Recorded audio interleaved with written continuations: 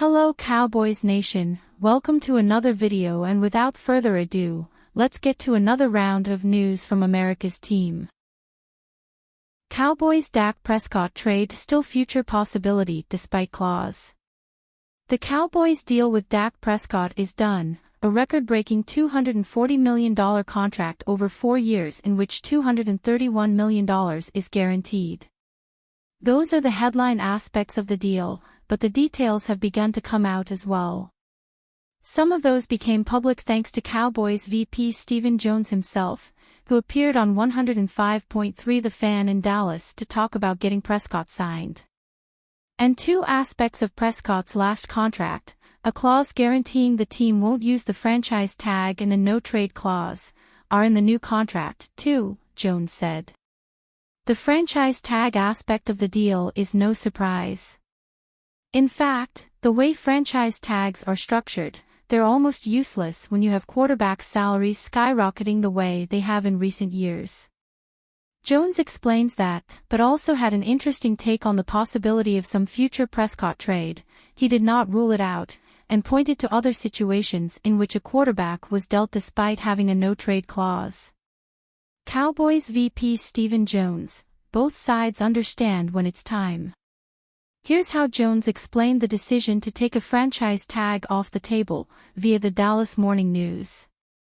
This day and time, the dynamics of the franchise tag, if you're into a quarterback that's in a big deal, the fact is that to franchise tag somebody you have to give them a quarter or more of their cap number. It's unrealistic to even think that you can franchise somebody because of how big the cap number is. In a franchise tag, you've got to carry the whole thing, you can't spread it out over the years. So it's really a non-issue. Once you get into these quarterbacks that are, I think there's almost 20 of them now making $40 million or more in this league. It's a non-issue, the franchise part of it. Now, the trade aspect is of greater interest, because the fact is, one reason the Cowboys were hesitant to pony up a new contract for Prescott quickly was because of his lack of success in the playoffs. Prescott, as any Cowboys fan knows, is 74-41 as a regular season starter, a 3-time Pro Bowl pick, including last season, when he was the MVP runner-up. But any Cowboys fan also knows that Prescott is but 2-5 in his playoff career, including a devastating home loss to the Packers to end last year's 12-5 season. As Jones explained, the trade deals, I think those things work themselves out. Once players understand, whether it's Matthew Stafford going to a different place, Aaron Rodgers going to a different place, both sides understand when it's time. Dak Prescott wanted to stay in Dallas. Even with the no-trade clause, it is entirely possible that Prescott could continue to put forth impressive regular season numbers and still come up short in the playoffs. If that were to happen, say, for the next 2 seasons in Dallas, perhaps the Cowboys and Prescott would feel the relationship had run its course.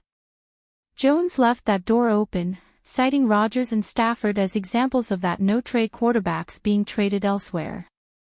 It's entirely possible that the Cowboys and Prescott could find a team to facilitate a trade down the road. For now, though, the Cowboys are 1-0, and Prescott says his focus is on a Super Bowl in Dallas. Jerry Jones discusses contract negotiations and the aftermath. If there was ever any tension between Dak Prescott and the front office before the contract extension, it sounds like it's in the past. In early August, Cowboys owner Jerry Jones said he felt no urgency to sign CeeDee Lamb, who laughed it off on social media. The Cowboys signed the star receiver to a 4-year, $136 million deal a month later. Jones said in late August that negotiations with Dak Prescott were more about the Cowboys than the quarterback, prompting Prescott to respond that he stopped listening to anything Jones says publicly a long time ago. 9 days later, the Cowboys signed Prescott to a record-setting, 4-year, $240 million extension. Jones said Tuesday no tension remains between the front office and his offensive stars after contentious negotiations. I've never seen anybody get their feelings hurt enough that the money couldn't cure, Jones said on his radio appearance on 105.3 The Fan. When you have a significant decision, or you have a significant event in your life, when it gets in the crosshairs where the parties are in agreement. If your goal is to get a deal done, nail it right there. Do not fool around. And it started happening for us. The deals took longer than they should have and thus cost more than they should have. The Cowboys still have not ever lost a player they really wanted to keep. It might have been close with Prescott, who could have become a free agent in March had the Cowboys not gotten it done when they did. Cowboys make move on OL's much-maligned $82.5 million contract. It is one of the great ironies of how the Cowboys handle their contract situations. For star players who clearly deserve, and inevitably get, top-of-the-market payouts, Dallas tends to play coy, let negotiations drag on, and only resolve the issue when some kind of deadline looms, much as the team handled negotiations with quarterback Dak Prescott or wide receiver CeeDee Lamb. But for middling or injured players, guys, the Cowboys could probably wait out a bit before inking to a major deal. Well, the Cowboys get ahead of the curve there, sometimes to their detriment. That was the case last year with lineman Terence Steele, who was granted a contract extension worth $82.5 million, per Spotrac, in September of 2023 despite still coming back from a torn ACL, and struggling as he did.